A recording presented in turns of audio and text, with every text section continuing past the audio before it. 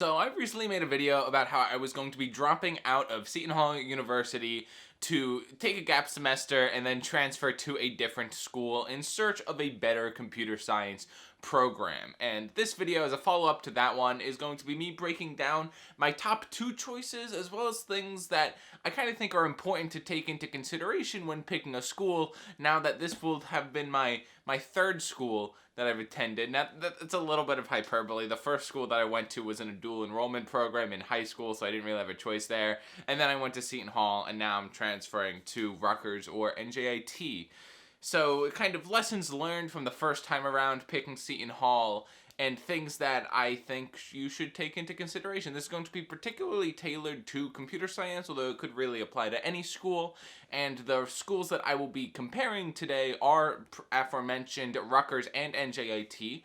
And I think that it's going to make for a good video. So my name is Bianchi. If you guys could please leave a like, comment, and subscribe. That stuff really helps out my channel a lot. I feel like my growth has been stagnating on YouTube. I wanna get up there. So so be sure to do those things. Comments really help out the channel, and I love engaging with people in the comments section. But without further ado, let's get into it. So the first thing that I think we should talk about is, where do you go to learn about different schools that you are applying to? And there are a few common resources. I think that university websites tend to do a pretty good job at explaining what they're all about, although obviously everything on those websites are geared for marketing themselves towards new students, so you need to kind of be skeptical of some of the claims that they make and really look into it in the back end.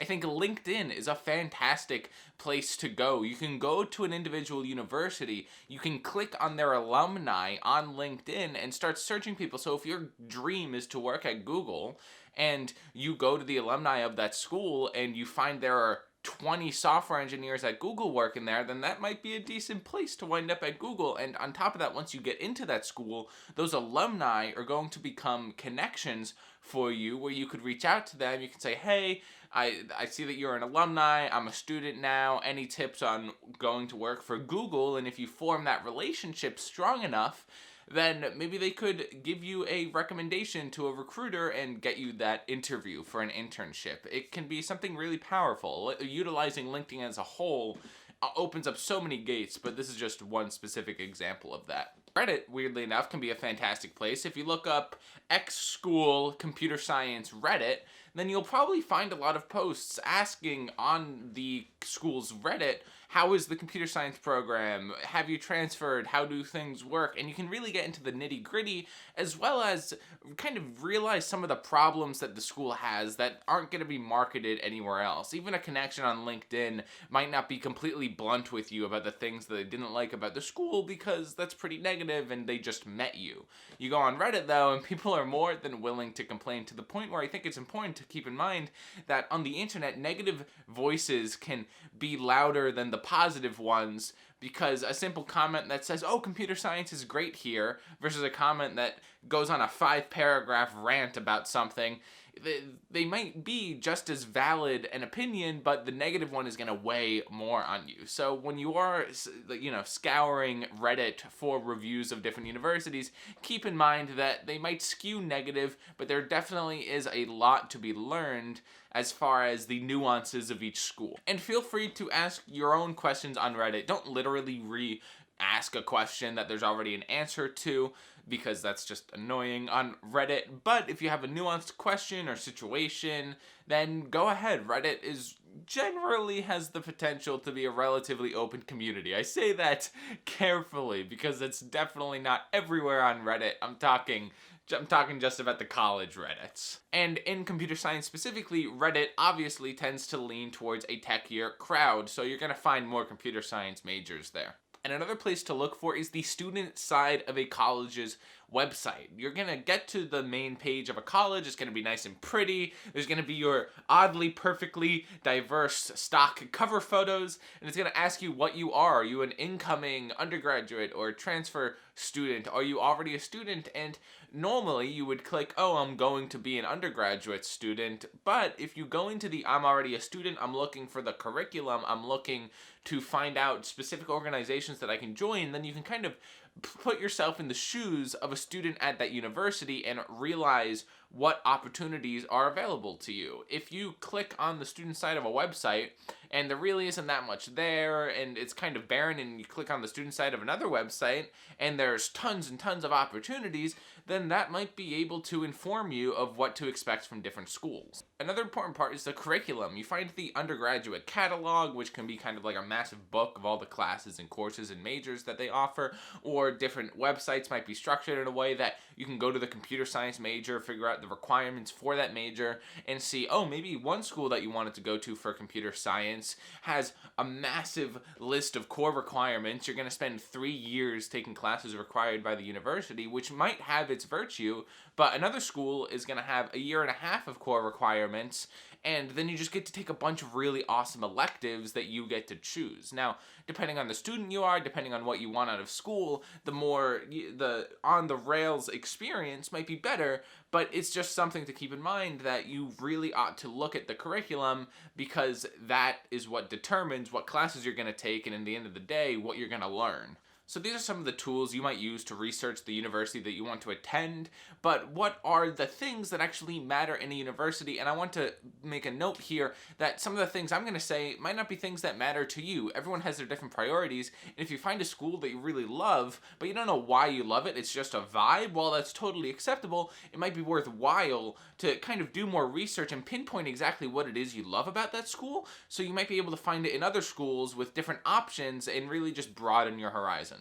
So while I'm going down this list, I'm going to be comparing NJIT and Rutgers, which are two of the schools that I am particularly looking at. So the first thing on my list is the structure of the curriculum, and for me, I'm going to give the edge to Rutgers here. So Rutgers has a much more open curriculum with a lot more electives, and because of my personal situation of already having a lot of credits to transfer in, they're going to be able to fill those elective spots. NJIT, on the other hand, has some more rigidity in their program, and I think I'm going to really value having all of the electives, that I can choose to take what I want to do and the freedom that comes along with that, as opposed to NJIT, which is the more on-the-rails experience. Location is a big one, and I'm going to separate this from quality of the campus. So putting that aside for a second, NJIT does have the upper hand. They're in North Jersey, which is a lot closer to New York. It's a 30-minute train ride into Penn Station, and there are a lot of opportunities that come with that location. Rutgers, on the other hand, is in central New Jersey, which does have its upsides. It's closer to some family, it's closer to my house, but as far as the GPS coordinates of each school, NJIT has the upper hand. When it comes to campus, Rutgers by far has the advantage. It has a beautiful, large, open campus, multiple campuses, some of which you have to take a bus in between. It's so large that it can almost be a negative, as opposed to NJIT, which is a lot more dense, a lot more cohesive, and kind of bruise that local community, but I definitely think that the opportunity on Rutgers campus and the utter size of everything has an advantage. When it comes to the size of the different schools, NJIT is a lot smaller, which might be preferred depending on what you want to pursue and what you expect from university, as opposed to Rutgers, which is much, much larger, and you're not going to get that personal, tailored experience at Rutgers, but I also think there's something to be said for fighting your way to the top of 1,000 people versus fighting your way to the top of 100 people if you're one of those go-getter types, as well as the opportunities that are going to be made available to you because of the mere mass of a school like Rutgers. There's going to be so many different clubs and organizations and activities that you can dip your toes into, and having those opportunities open to you, it's valuable, as opposed to NJIT, where things might be a little bit more quality, they might be less numerous, but once you get in there, you're going to be in this really tight community, and there's value in that, but I do think that